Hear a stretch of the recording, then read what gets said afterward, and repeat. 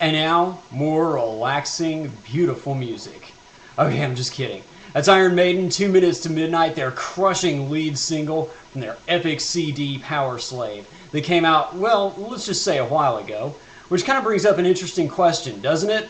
All the great new music that I could be talking about right now, why this? And the answer is simply because it works. This absolutely stands up to anything that is current and up to the second right now. It was so far ahead of its time.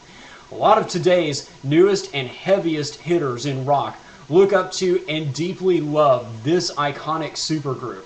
You know, I think every picture of Escape the Fate that's up here has at least one of them, and usually more than one, wearing their gear.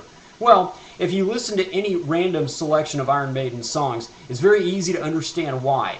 Like a lot of these new artists, Iron equals amazingly catchy melodies plus soaring anthemic choruses, and then great beats and hooks and just the whole thing. All of this without compromising in any way the raw energy and sheer apocalyptic meltdown that is heavy metal. But you know, no other artist before had ever brought all these elements together in quite the same way. And this set Iron Maiden apart even from other bands of that era.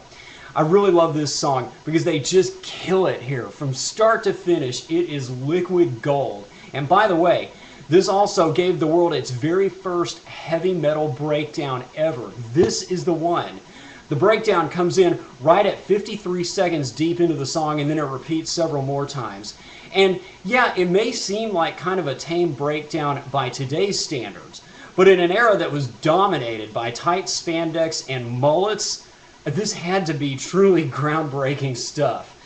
Their singer, Bruce Dickinson, is a voice and a presence for the ages. No wonder that so many of today's real rock god lead singers still hold him in such awe.